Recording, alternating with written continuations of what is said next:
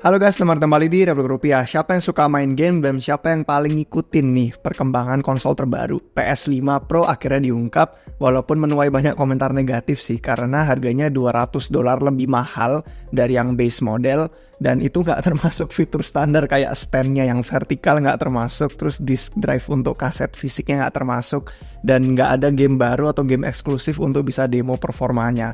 Yang dia kasih waktu di presentasi sama Mark Cerny itu cuman game-game lama yang udah 4 tahun usianya. Nah, tapi sebelum peluncuran yang PlayStation 5 Pro, PS5 Pro ini juga ada peluncuran kayak Astrobot. Dan Astrobot ini justru kebalikannya, komentarnya sangat positif. Karena yang Astrobot ini luar biasa sukses bisa dibilang. Ini platformer yang bisa dibilang kayak Sony berusaha lah untuk bikin lagi yang bagus, platformer 3D. Setelah kemarin sempat ada kejadian dengan yang game Concord itu. Dan saya aja kemarin sempat nge-tweet sih di Twitter, nggak sabar mau cobain mainan Astrobot. Karena Astrobot ini sebenarnya versi full gamenya dari yang kalau misalkan udah pernah nyoba main yang Astro Playroom, itu katanya bisa jadi potensi game platformer yang bisa menang ini Game of the Year. Karena saya fans berat nih, kalau ngomongin Nintendo Switch tuh saya seneng mainannya yang Super Mario Odyssey. Dan Astrobot ini jadi wajib, karena jadi kayak platformer 3D-nya atau Super Mario Odyssey-nya si Sony, si PlayStation.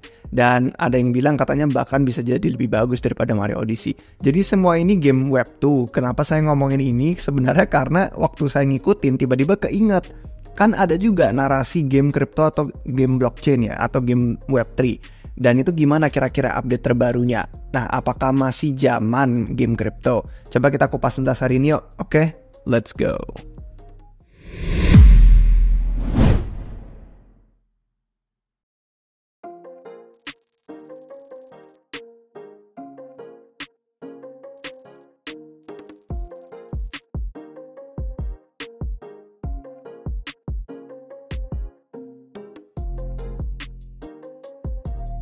Oke guys, untuk yang belum nonton, ini ada playlist khusus di channel YouTube Republik Rupiah tentang narasi-narasi 2024, dan ada salah satunya itu yang kemarin kita bahas tentang gaming blockchain.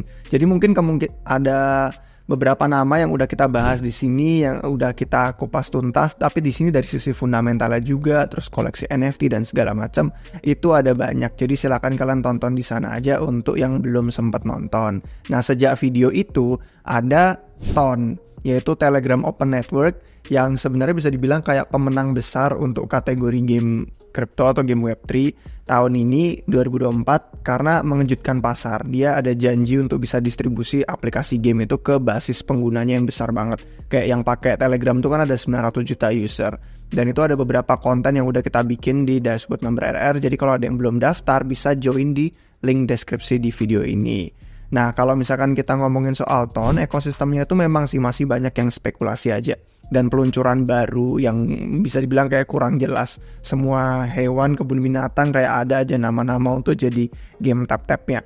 Dan itu jadi pengingat bahwa sebenarnya aplikasi yang memanfaatkan insentif blockchain itu bisa dapat menarik user. Karena ada hype-nya. Dan hype yang dari Notcoin itu juga mengarah ke tren game beneran. Ada yang mulai akhirnya berusaha bikin game yang nggak cuma tap-tap-tap doang, daripada cuma kayak quest. Dan sebenarnya kalau kita ngeliat di laporan yang Depradar ini, itu ada beberapa poin utama, tapi salah satunya adalah ini. Ini adalah game web3 yang memimpin industri dari sisi aktivitas dApp-nya. Secara total tuh 30% menyumbang. Dan dengan 2,1 juta wallet yang aktif tiap hari per bulan April 2024, jadi kalau ngomongin soal user, memang TON itu yang memimpin. Dan yang mimpinnya ya ada Notcoin lebih dari 40 juta user. Terus kalau ngomongin soal Hamster Combat, yaitu ada lebih dari 300 juta user. Ini sesuai ya sama yang mereka udah update juga di akun Twitternya Notcoin. Kalau yang Hamster Combat terus sama game tap-tap lainnya yang berikutnya bisa kalian cek sendiri di Twitter masing-masing. Nah, untuk peluncuran game Web3, di antara lebih dari 50 peluncuran tahun 2024, ada beberapa yang menonjol. Menonjolnya karena kita bisa ngelihat dari sisi valuasi market ya, kayak gimana cara pasar tuh menilai peluncuran mereka. Yang pertama itu adalah SAI. Nggak tahu sih bacanya SAI atau ZAI atau XAI. Tapi ini pokoknya layer 3 yang ada dibangun di atas Arbitrum Orbit. Dia khusus untuk gaming. Dan saat ini dapat listing di Launchpool Binance. Dan open valuasinya tuh lebih dari 2,5 miliar dolar. Itu untuk FDV ya, valuasi penuh. Untuk market capnya 178 juta. Dan itu pas awal bulan Januari. Kemudian yang kedua, peluncuran besar berikutnya itu ada Pixels. Ini sampai kita bikin konten nih di dashboard member RR juga. Pixel sukses meluncur siapa berikutnya. Itu 7 bulan lalu tuh. Dan Pixel ini open valuasinya 2,5 miliar dolar untuk FDV. Sama kayak yang saya tadi, cuman market cap-nya ini lebih tinggi. 400 juta dolar setelah meluncur di Binance. Kalau ini awal bulan Februari. Dan puncaknya itu sampai hampir 4,8 miliar dolar FDV cuman 3 minggu setelah dia diluncurkan. Tapi ya itu dia, itu puncaknya, habis itu turun sampai sekarang. Dan terakhir yang tadi kita udah bahas ya, kita sebutin lagi si Notcoin yang menunjukkan adopsi besar. Dan Not itu diluncurkannya juga sama via Launchpool Binance di tengah bulan Mei. Dan itu mulai valuasinya lebih dari 1 miliar dolar. Nah cuman ya kalau kita ngomongin soal pengembangan game, ini ada video yang mengingatkan saya karena di YouTube nih ngejelasin kayak kenapa kok game-game modern tuh ngambil waktu lama banget untuk dikembangkan dan siklusnya untuk di-develop itu kayak sulit sekali. Kalau dibandingin tahun-tahun sebelumnya tuh ada banyak game-game bagus keluar, tapi kayak contoh di video YouTube ini dari 2018 sampai 23 itu bahkan di Web2 pun gamenya apa yang kita dapetin gitu kan. Cuman 2, kita cuman dikasih game Red Dead Redemption sama God of War Ragnarok. Jadi kalau kita ngomongin soal yang di Web3 pun sejak Hype X Infinity nggak terhitung jumlah tim yang berusaha masuk ke industri. Cuman yang namanya pengembangan game tuh nggak sebentar. Jadi makan waktu 3 tahun, 4 tahun, 5 tahun dan itu cuma baru sampai fase tahap awal. Terus kalau bener-bener mau sukses atau berkembang user fanbase-nya itu makan waktu berapa tahun lagi. Apalagi di industri Web3 semakin ketat persaingan likuiditas karena yang tertarik untuk main game Web3 itu jumlah pemainnya terbatas banget. 3 tahun setelah Hype XC, siklus pengembangan game ini panjang dan membuat sektor kita jadi akhirnya padat sama banyak game yang sebenarnya kurang bagus. Akhirnya jadi cuman ada banyak game aja Web3 tapi yang nggak ada yang bagus untuk bisa memimpin industri kita. Memang sih ada beberapa tanda kayak produk game Web3 mulai dibikin biar berkualitas, biar bisa nyaingin, biar bisa bersiap untuk meluncur lawan yang game-game Web2 kayak biasanya. Cuman belum bisa ada yang bener-bener kompetisi ketat banget karena game Web2 tuh bener-bener nilai hiburannya, entertainmentnya itu dapat. Beda sama di Web3 yang nilai entertainmentnya itu nggak ada, cuman lebih ke spekulasi dan hype aja. Dan kita itu sangat butuh bukti. Kita perlu punya bukti karena sejauh ini yang sukses di Web3 yang tadi kita sebutin ya, bahkan yang tadi kita sebutin di awal tuh cuman hype aja, spekulasi token, bukan karena gameplay yang sebenarnya. Dan kita perlu tuh untuk bisa menunjukkan ke dunia kalau misalkan bikin game Web3 itu bisa jadi model bisnis yang layak, yang sustainable. Jangan sampai kita mengulangi yang kayak XC. Dan meskipun XC sudah merintis jalan di siklus sebelumnya, kita butuh nama-nama game berikutnya yang bisa punya potensi untuk kandidat lah, bisa dibilang kayak memimpin narasi game Web3 ini untuk yang berikutnya. Nah, potensi game Web3 mungkin kita bisa pecahin berdasarkan kategori ya. Game kan ada shooter, ada MMORPG, ada game yang bener-bener full on-chain. Nah, kalau kita ngomongin soal yang shooter, genre yang memimpin sebenarnya ya, di Web2 juga game shooter tuh entah itu FPS yang first person shooter atau third person, pokoknya jumlah player sama pendapatannya tuh lumayan. Jadi shooter ini wajar kalau dipilih duluan untuk yang bikin game Web3. Ada banyak namanya sebenarnya dan di antara mereka tuh ada game-game shooter yang berebut perhatian. Tapi dari segelintir yang menonjol itu dan dari segelintir yang bisa dibilang unik, belum bisa atau bisa dibilang kayak sulit untuk menyaingi kualitas produksinya Off the Grid. Nah, Off the Grid ini untuk yang belum tahu tuh dapat pendanaannya besar, 110 juta dolar. Dan timnya mereka itu ada lebih dari 380 orang yang mengerjakan game ini dan pengalamannya udah ada. Bikin game shooter AAA. Dan itu sebelumnya namanya Warface. Kalau misalkan kalian pengen Google sendiri atau cari di YouTube, itu udah ngehit, dapat lebih dari 100 juta pemain. Jadi dengan pengembangan lebih dari 5 tahun dan pengalaman sebelumnya, duitnya banyak, karyawannya besar, Gunzilla Games tuh nama perusahaannya, nama studio yang bikin Off the Grid. Dan itu memang ada di posisi yang kuat. Dan perusahaan ini juga udah konfirmasi, mereka ada partner kemitraan sama nama besar kayak Sony dan Microsoft. Sony yang bikin PlayStation, Microsoft yang bikin Xbox. Jadi kita bisa ngelihat Game of the Grid ini nanti dirilis di PlayStation sama di Xbox. Jadi setting baru untuk industri kita yang biasanya kalau ngeluncurin game kan jarang ini, belum pernah saya ngelihat ada yang sampai masuk ke store-nya PlayStation sama Xbox. Jadi itu untuk Off the Grid yang bisa dibilang kayak menonjol untuk kategori shooter Web3. Nah, berikutnya itu ada kategori MMORPG. Nah, kalau kita ngomongin soal MMORPG di Web3 itu yang lebih kompetitif sebenarnya daripada genre shooter tadi. Gampang kita bisa nyebut satu Off the Grid. MMORPG sulit untuk nyebut satu doang, karena ada beberapa nama besar yang berusaha untuk mengincar dominasi. Yang pertama ini ada MapleStory Universe. Nah, MapleStory Universe itu sama kayak Project Awakening, itu sama-sama punya pendanaan yang kuat. Kalau MapleStory Universe ini dapat pendanaannya $100 juta. Kalau yang Project Awakening itu dapat pendanaannya $40 juta. Nah, yang MapleStory Universe ini sebelumnya udah punya IP MapleStory. Nah, kalau yang Project Awakening itu untuk yang belum tahu, sebelumnya ini yang bikin EVE Online. Mungkin kalian ingat berapa tahun lalu EVE Online kayak iklan YouTube itu isinya iklan EVE Online terus gitu. Dan ini keduanya studio yang berpengalaman dan mereka menonjol karena ada hubungan kuat sama franchise, udah pernah bikin MMORPG sebelumnya di Web2 dan itu terkenal. Jadi mereka ingin memanfaatkan intellectual property, IP yang udah mereka punya biar bisa unggul, dapat user karena ada fanbase, ada yang udah loyal sama brand-brand mereka di MapleStory sama di EVE Online. Nah, mirip sama MapleStory dan Project Awakening, ada juga yang namanya Metascene. Nah, Metascene ini dikerjakan sama veteran industri gaming yang megang peran ini sebelumnya yang bikin game EverQuest. Nggak tahu kalian udah pernah dengar apa belum EverQuest. Nah, Metascene ini sama barengannya juga dengan Avalon, itu sama-sama yang ngerjain veteran industri gaming. Cuman kalau yang Metascene tadi udah pernah bikin game EverQuest sebelumnya, kalau yang Avalon ini dikerjain sama yang udah pernah bikin game Mir 2. Jadi EverQuest sama Mir 2, kemudian jadi Metascene sama Avalon, itu dua game yang membantu untuk bisa definisi genre MMORPG sebenarnya sebelumnya. Dan kalau misalkan kalian ngelihat di teaser trailer ini, nanti bisa ada bayangan lebih lanjut lah untuk game yang sedang mereka bikin tuh MMORPG yang modelnya kayak apa.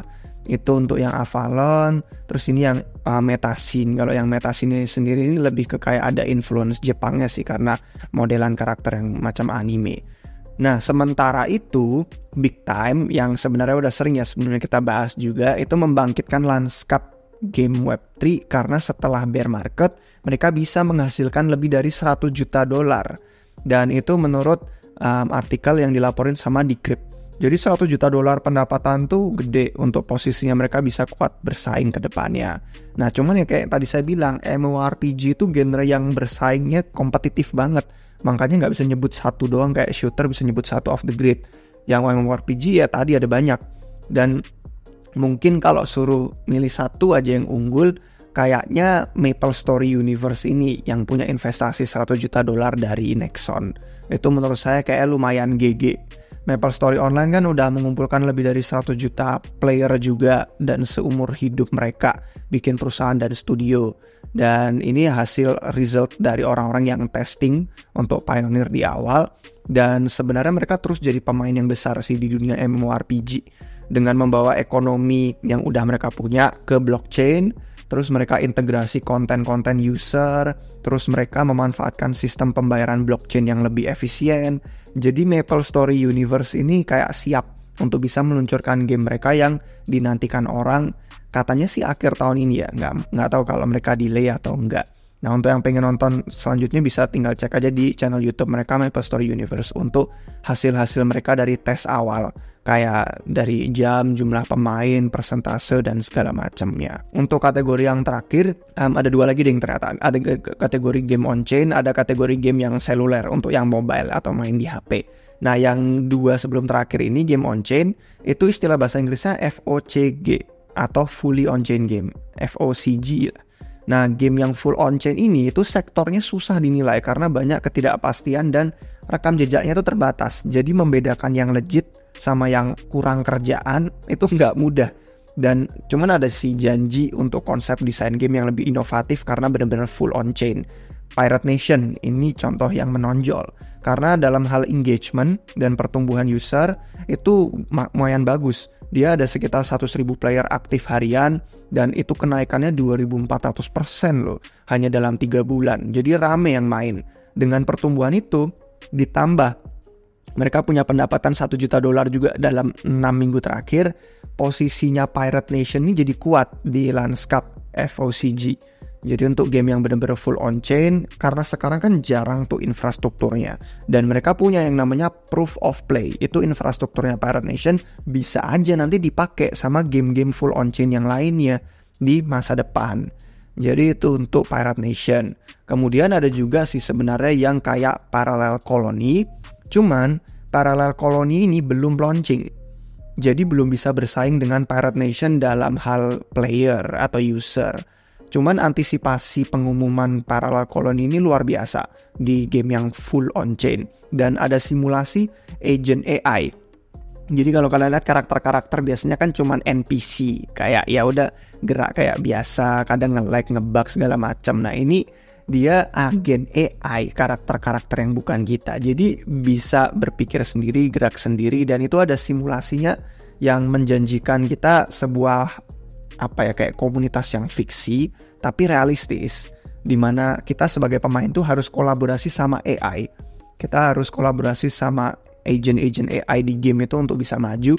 Dan ini eksperimen tapi potensinya hebat. Dan makanya karena itu jadi mikir kayak menarik nih untuk dipantau. Dan Parallel Colony itu cuma salah satu dari game ekosistemnya Echelon Prime. Untuk yang udah jadi member bisa cek aja kategorinya Echelon Prime, langsung muncul nih untuk ekosistem gaming Echelon Prime, untuk Parallel Colony, untuk Wayfinder itu ada di dashboard member kita untuk yang pengen riset lebih lanjut. Nah kategori yang terakhir tuh game seluler. Jadi ini game yang ada di HP. Karena kalau kita ngomongin soal seluler, mobile itu memang bagian terbesar dari industri gaming. Ada banyak tim kayak Infinigats, Ixion, Endless Clouds, terus Martix, Matrix itu juga ingin mengikuti jejaknya Axie Infinity. Target mereka audiens mobile, seluler yang jauh lebih reseptif kalau ada mekanisme keuangan kayak misalkan beli di dalam aplikasi gitu kan, microtransaction, kayak anggapannya orang-orang pada ke Indomaret atau Alfamart untuk beli sesuatu entah skin, game, weapon atau apapun di HP. Dan King of Destiny ini game Web3 yang dikembangkan sama Infinigats. Ini perlahan menumbuhkan basis user mereka dan dapat 1 juta download. Jadi udah lebih dari 250.000 pemain aktif selama setiap bulannya, itu lumayan keren juga. Sementara itu ada Fableborn. Fableborn ini mencapai 77.000 download dan udah ada puncaknya itu 49.000 user aktif harian. Dan itu udah bisa di retention sama mereka 43,5% ya per minggu selama percobaan main pertama. Itu dicapai dengan promosi dan insentif Fableborn yang minim. Jadi minim mereka itu promosi sama ngasih insentifnya. Jadi lumayan bagus dengan angka pencapaian itu. Kemudian yang Matrix Fire ini juga mengalami pertumbuhan pesat. Dan kalian sadar nggak ada Indonesia di sini? Ada Indonesia coy. Jadi ini lumayan rame juga. Ada 3,5 juta download. Dan itu lebih dari 1,5 jutanya di download setelah tanggal 10 Juli. Dimana token Matrix itu sudah launch awal tahun 2024. Tapi Infinigats dan Fableborn itu belum launch token. Jadi dari yang game seluler tadi, Infinigats sama Fableborn ini ada ekspektasi nanti launch token di akhir tahun 2024. Nah untuk menutup, palingan ekosistem ya. Kalau kita ngomongin soal ekosistem, dua yang paling memimpin perhatian gaming Web3 itu ya Ronin sama Ton. Kayak yang kita udah bahas di video narasi game blockchain gitu buat sebelumnya. Dan Ronin itu karena diuntungkan sama keberhasilan Axie Infinity sebenarnya. Jadi punya treasury-nya besar. Cuman untuk momentum itu untuk launch game besar mereka ditunggu-tunggu karena udah kemarin launching Pixels, ditunggu apa the next Pixels-nya. Dan Ronin tuh perlu cari cara untuk mereka bisa bangun user base yang memang loyal, bukan cuman farming. Dan itu mungkin alasannya kenapa harga token Apeiron ini juga yang minus 88% sejak memuncak di $1,8 di pas peluncurannya pokoknya April 2024. Jadi karena banyak yang farming, kalau pas tokennya udah launch ya udah isinya tinggal dijual aja untuk dapat duit, istilahnya kayak lari Patrick kabur sebelum jadi abu kayak memesnya SpongeBob itu. Dan Ton ini lagi naik daun Kalau tadi ngomongin ada Ronin, ada Ton lagi naik daun tuh karena integrasi Telegram yang punya akses 900 juta user. Jadi yang udah kita bahas di awal tadi nggak perlu diulangin.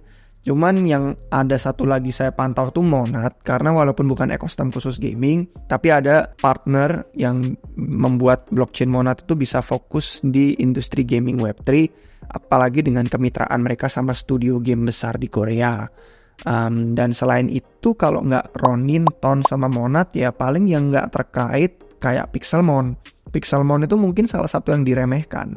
Cuman mereka tuh punya tabungan 50 juta dolar dan Pixelmon tuh prioritas ke komunitas tuh pengen di building dan mereka tuh pengen transparan, nggak pengen ada yang tertutup soal pembangunan mereka. Dan mereka lagi bikin banyak game, berbagai game, dan mereka juga pengen ekspansi IP-nya itu lewat anime. Ini contoh salah satunya teaser untuk animenya Pixelmon. Dan ada beberapa bentuk media lain lah untuk mereka grow. Pokoknya Pixelmon tuh punya mitra lebih dari 100 project dan lagi proses airdrop token Mon. Kayaknya ada beberapa yang udah di airdrop, kayak yang kemarin ngadain quest di platform. Terus ada beberapa ekosistem partner yang bakal dapat juga airdropnya Mon. Jadi ini kalau misalkan ada yang pengen riset lebih lanjut, sama di dashboard member RR itu udah ada artikel ya tentang kebangkitan Pixelmon dan Mon protokol. Jadi ini bisa kalian baca lebih lanjut aja di sana. Untuk yang belum join, sama link ada di deskripsi video ini. Nah, terakhir cuman nyebut singkat aja untuk beberapa nama lain untuk ekosistem yang baru muncul, yang menantang. Yang pertama ini yang dibikin sama Sony, blockchainnya Sony untuk game Web3, Sonium namanya. Nah, Sonium ini menonjol karena yang bikin dari raksasa Web2. Dan ini kalau nggak salah jadi sebuah layer 2 untuk Ethereum. Kemudian ada juga Sonic SVM. Sonic SVM ini layer 2 baru di Solana yang fokusnya gaming. Baru aja mereka dapat pendanaan Series A 12 juta dolar. Nah, kemudian ada juga pesaing seperti Kaya. Kaya ini kalau nggak salah sebelumnya namanya Clayton.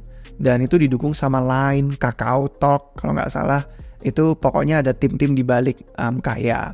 Terus kalau B3.fund ini yang didukung sama layer 2-nya Base. Jadi secara nggak langsung ada hubungannya ke Coinbase juga. Kemudian yang terakhir Sofun. Ini Sofun dapat modal substansial juga. Pokoknya yang 3 tadi deh, Kaya, B3 sama Sofun sama-sama pada dapat modal substansial untuk mereka bisa ekspansi ekosistem gaming. Nah, kesimpulan penutupnya itu untuk sekarang di pasar itu nggak ada sinyal yang jelas tentang performa sektor gaming Web3. Apalagi semakin banyak game meluncur 6 bulan ke depan, jadi persaingan tuh makin sengit dan memecah likuiditas pemain yang jumlahnya terbatas. Cuman ada beberapa nama di video ini yang tadi kita sebutin yang cukup membuat berharap ada sentimen positif ke depannya. Sektor gaming ini masih bisa jadi kuda Troyanya kripto, dan ada alasan untuk kita merasa optimis ke masa depan. Semoga game Web3 nanti bener-bener ya bisa jadi game yang seru untuk dimainkan, yang ada nilai hiburannya, entertainment, bener-bener gameplaynya bagus, bukan cuman untuk hype atau spekulasi semata. Dan kalau misalkan kita ngomongin ke tadi PS5 Pro yang bakal launching, kayaknya saya tertarik cuman karena biar bisa main GTA 6 aja. Ada yang nungguin juga gak sih GTA 6? Ini katanya sih bakal launching di tahun 2025. Entah kita bakal persiapan bisa main ini selama bear market untuk siklus bear market berikutnya. Kayaknya timelinenya cukup menarik kalau misalkan mereka bener-bener launching dan gak delay. Jadi gimana guys menurut pendapat kalian? Apakah masih ada harapan, masih zaman game crypto, dan apakah kalian merasa optimis dengan perkembangan game ini saingan sama game-game Web2 yang udah terkenal? Oke guys, silahkan kasih pendapat kalian di komentar, dan kalau bermanfaat jangan lupa kasih jempol dan subscribe biar gak ketinggalan video baru dari Republik Rupiah. Sampai jumpa di episode berikutnya guys. Cheers!